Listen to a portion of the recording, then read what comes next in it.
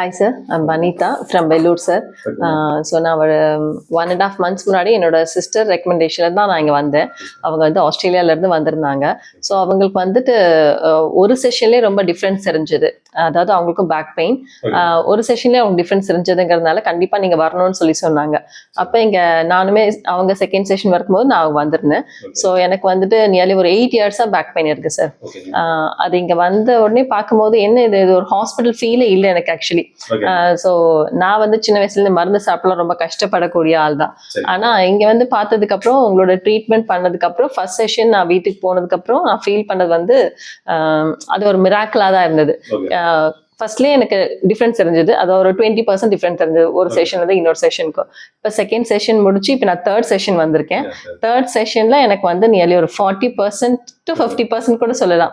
நான் என்னால் கீழே உட்கார முடியாது, நான் உட்காரவும் அவாய்ட் பண்ணுவேன். ஸோ இப்பெல்லாம் குழந்தைங்களோட கீழே உட்கார்ந்து நான் சாப்பிட்ற அளவுக்கு இருக்கு. ஸோ எந்திரிச்சு நிற்கும் போது எனக்கு வந்து பின்னாடி இப்படி பிடிச்சி எந்திரிச்சிக்கிற மாதிரி தான் இருக்கும். பட் இப்பெல்லாம் அந்த மாதிரி இல்லாம எந்திரிச்சு நிக்க முடியுது. அதுக்கப்புறம் நமக்கு பேக் பெயின் இருக்கு அப்படிங்கிற ஃபீலும் இருக்கு. பட் ஆஸ் யூஷுவல் இப்பவுமே பெயின் இருந்துட்டு தான் இருக்கு. ஆனாலுமே அதுல இருந்து ரெக்கவர் ஆன மாதிரி ஃபீல். இன்னும் 2 செஷன் இருக்கு. ஸோ அதுல வந்து கம்ப்ளீட்டா சரியாயிடும். நெக்ஸ்ட் செஷன் வரும்போது 95% இருக்கு. Oh okay sir. Okay, last session வந்து ஜஸ்ட் ஒரு மெயின்டனன்ஸ் பீரியட் தாங்க. Okay sir. So next session இதுல ஒரு 40 to 50 இருக்குன்னா நெக்ஸ்ட் கண்டிப்பா 90 to 95 pain. Okay sir. So பாருங்க, இதே மட்டும் கண்டிப்பா பண்ணாலே போதும். Okay sir. எதுல டிஸ்கம்ஃபர்ட்டா மட்டும் கால் பண்ணுங்க. கண்டிப்பா சார், கண்டிப்பா சார். ஸோ என்னோட ஹஸ்பண்ட் அவருக்கும் கழுத்து வலி இருந்தது. ஸோ அதனால அவருக்கும் பார்க்கணும்னு சொல்லிட்டு கூட்டிட்டு வந்திருக்கேன்.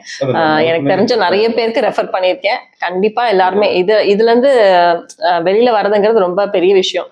அது வந்து மெடிசன் இல்லாம அப்படிங்கறதுலாம் எனக்கு ரொம்ப பெரிய பிளஸ் பாயிண்ட். இது வந்து ஒரு மிராக்கிள்னு சொல்லுவேன்.